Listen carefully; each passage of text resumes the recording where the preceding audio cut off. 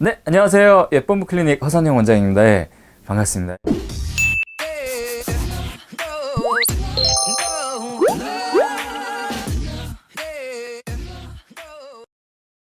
오늘도 여러분들께서 궁금해하시는 부분들 설명드리고자 이렇게 카메라 앞에 섰습니다. 오늘은 비만약에 대한 것입니다. 이제 비만약이라고 하면은 우리가 그 교감신경 흥분제를 주로 많이 사용하고요. 그 다음에는 항우울제 두 종류가 이제 메인 축을 이룹니다. 그 다음에 이제 지방을 흡수하는 걸 억제해주는 약, 이렇게 세 가지의 축을 기준으로 이렇게 진행이 되는데요.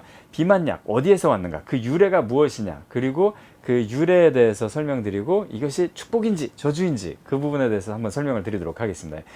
사실 그 비만약이 교감신경 흥분제가 있고 그 다음에 항우울제라고 그랬는데요. 사실 두 가지의 역할은 어떤 비슷한 부분이 있습니다. 우리 몸을 그리고 우리의 정신을 약간 흥분 상태로 만드는 겁니다. 약간 기분이 좋고 그리고 또 약간 기운이 나고 마치 조금 이렇게 조증 상태, 약간 경조증 상태. 경조증이나 조증이라는 건 뭐냐면 약간 매닉 상태. 우리가 뭔가에 팍 빠져 있을 때 피곤한 줄도 모르고 배고픈지도 모르고 목마른지도 모르고 굉장히 이렇게 그 아주 하이퍼되게 되죠. 그리고 이런 부분들 때문에 이제 활동이 증가하게 되면 자연적으로 지방 소모량이 많아지고 근육량은 증가하고 그리고 어떤 음식 섭취량, 물 섭취량 이런 건 다 줄어들게 됩니다. 그래서 이 교감신경 흥분제라고 하는 것은 사실 교감신경 흥분제에 대해서 지난번에 한번 말씀을 드렸는데요.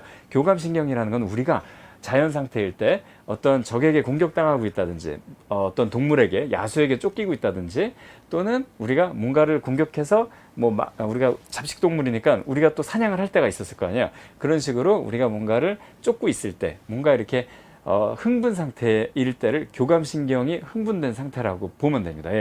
예를 들자면은 사자가 쫓아온다든지 늑대가 쫓아오면 열심히 뛰어야 되겠죠. 열심히 뛰고 다른 거 생각할 거 없어. 어느 경로로 도망가야 되고 그 다음에 어떤 데로 올라가야지 저 야수를 피할 수 있고 또는 맞받아 쳐야 된다면 어떤 식으로 해야 되는지 이런 부분들을 고민하게 됩니다. 근데 그 고민을 순식간에 하게 되죠. 즉 정신 상태가 굉장히 흥분되게 되고 머리가 되게 좋아지는 상태입니다. 그리고 또 하나는 심장 박동이 늘어나고 그리고 약간 잠을 자거나 이렇게 편안하거나 이런 거랑은 완전히 반대되는 생리작용들이 이제 발생하게 됩니다. 근육이 더 수축하고 혈압이 오르고 그 다음에 이제 가슴이 두근두근 거리면서 심장의 박동이 증가하고 박출량도 증가하게 된다. 이런 것이 바로 교감신경이 흥분된 상태입니다. 그래서 이런 걸 유발하는 게 교감신경 흥분제라고 생각을 하시면 되시고요. 또 하나 항우울제는 SSRI라고 해서 Selective Serotonin Reuptake Inhibitor라고 해서 우리 몸에서 세로토닌이 우리 정신을 각성시키는 그리고 약간 흥분시키는 힘이 있는데 이 힘을 이용하는 거라고 생각하시면 됩니다. 그래서 두 가지의 축이 있고 그 다음에 지방이 우리 몸에 흡수되지 않도록 하는 올리스타트 같은 그런 계열이 있다고 보시면 됩니다. 근데 결국은 이제 교감신경 흥분제가 그리고 일단 항우울제 이런 게 이제 메인 축이 돼서 비만 치료 또는 이제 살을 빼는, 보통 요즘 비만 치료라고 안 하죠. 그냥 살 빼는 약입니다. 그냥 날씬하고 너무 예쁘신 분들도 비만약을 드시러 오십니다. 비만 처방을 필요로 하시고요. 그러니까 그 상태에서 좀 더 핏하고 슬림한 라인을 만들기 위해서 이렇게 많이 하시는데요. 이 교감신경 흥분제의 유래를 보면은 이게 예전에 2차 세계대전 때까지도 이 유래가 올라가게 됩니다.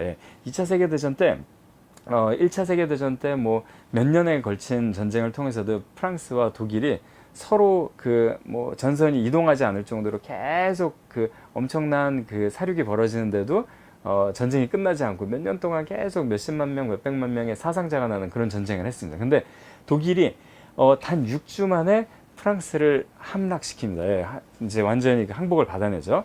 근데 이 작전은 사실은 원래는 슐리펜 침공 작전이라고 그래가지고 약간 네덜란드랑 벨기에를 우회해가지고 이렇게 내려오는 전통적인 왜냐면 그 당시에 마지노선이라고 그래서 전차나 이런 게 못 오게 막는 선이 있었어요. 그래서 그걸 우회하기 위해서 벨기에나 네덜란드를 침공한 다음에 이렇게 프랑스로 내려가는 작전 계획이 하나 있었고, 또 하나는 아르덴 숲이라고 그래서 프랑스랑 이제 독일 사이에 국경지대에 있는 큰 고원지대고 숲지대인데 굉장히 험한 산세입니다. 근데 여기를 가로질러서 북쪽에서 남쪽으로 내려오는 침공 계획 두 가지가 있었습니다. 근데 사실은 이 북쪽에서 남쪽으로 내려오는 계획은 좀 무모한 계획이었어요. 근데 이 계획이 성공을 합니다. 근데 이 계획의 성공 배경에는 비만약이 숨어 있습니다.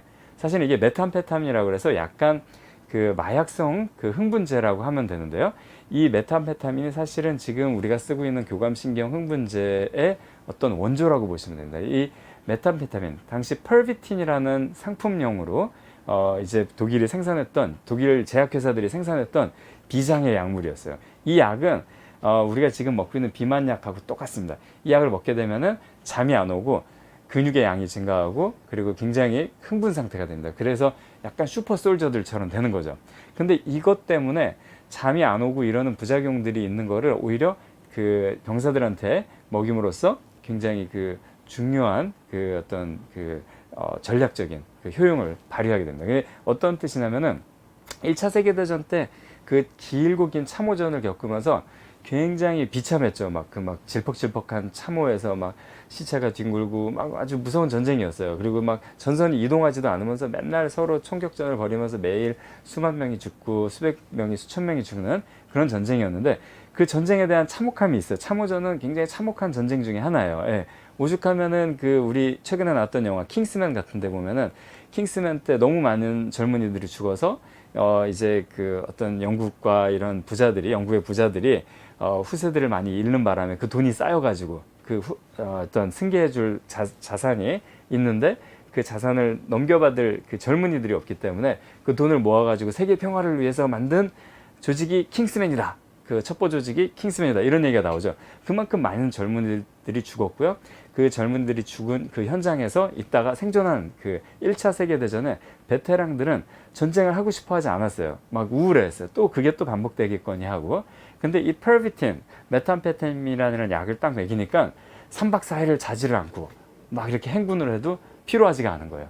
먹지 않고 그 다음에 목마르지도 않고 예, 굉장히 이제 슈퍼 솔저들로 변하는 거예요. 그리고 그 참혹한 전쟁의 기억이 다 잊혀지고 막 언제든지 전쟁터에서 막 어떤 돌격을 감행할 수 있는 그런 용기가 샘솟는 그런 병사들로 바뀌는 거죠. 예, 그게 바로 펄비틴입니다. 그래서 사실 우리가 그 비만약을 먹게 되면은 우리 여성분들께서 많이 호소하시는 증상 중에 하나가 손이 떨린다, 잠이 안 온다, 그리고 약간 예민해져가지고 막 공격성도 좀 보이고 이런다는 거예요. 사실 이런 게 사실 그 병사들한테 나타나면은 굉장히 강력한 이제 그 공격성과 어떤 잠 안 자는 뭐 이런 것들이 전투력 증강에 굉장히 도움이 된다는 겁니다. 그래서 이 펄비틴, 메탐페타민이 어떻게 보면 비만약의 효시라고 생각하시면 되세요. 그래서 실제로 그 2차 대전 때 3박 4일 동안 잠을 안 자고 독일 군들이 아르데는 숲을 가로질러서 내려왔다 그래요. 사실은 아르덴 숲 위쪽에서 북쪽에서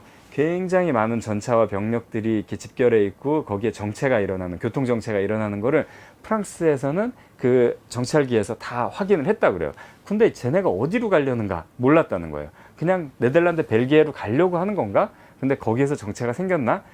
그렇게 생각을 했다 그래요. 근데 그게 아니나 다를까 3박 4일 동안 그 아르덴 숲을 통과해가지고 잠도 안 자고 병력들이 내려와서 프랑스를 침공한 거예요. 그래서 6주 만에 프랑스가 이제 함락되고 항복문서에 사인을 하는 그런 이제 치욕을 겪었다. 2차 세계대전 때 독일군이 어떻게 보면 비만약을 먹고 이렇게 침공을 한 거라고 보시면 되세요. 예, 비만약은 사실 그만큼 사람의 능력을 극대화시키는 부분이 있고 살을 빼는 능력도 있고 어떻게 보면 잘 이용하면은 물론 전쟁에 이용하는 건 좋지 않습니다. 그렇지만은 굉장히 비윤리적이죠. 그리고 이제 그런 펄비틴, 메탐페타민을 먹었던 병사들이 굉장히 이제 공감하는 능력, 그러니까 사람으로 보지 않고 막 이렇게 사냥감처럼 보고 막 이런 것들 있죠.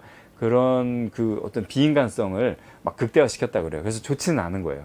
근데 사실 현대에서 우리가 이렇게 비만약으로 이용하는 거는 안전한 농도에서 이용을 한다면은 굉장히 그 고객님들한테 만족을 주면서도 충분한 이제 그 효과를 나타낼 수 있는 그런 거라고 생각하시면 될 것 같습니다. 근데 사실 비만약은 독이라는 거죠. 그 병사들한테 먹일 만큼 독한 약물입니다. 근데 그거를 얼만큼 약하게 잘 사용하고 잘 조절해서 쓰느냐가 이제 의사 선생님들 또 병원의 능력이고 또 그런 부분에 의해서 사실은 독과 약물 이 중간에 아주 얇은 선이 있는데 그 선을 잘 지켜서 가면은 독이 될 수 있는 것도 약이 되고 약이 될 수 있는 것이 독이 되기도 한다는 것이 이제 제 생각입니다. 그래서 리펠가의 오늘은 비만약의 역사, 이게 과연 저주인가 축복인가, 그리고 비만약은 원래 어디서 왔는가, 이 부분에 대해서 오늘 설명드렸습니다.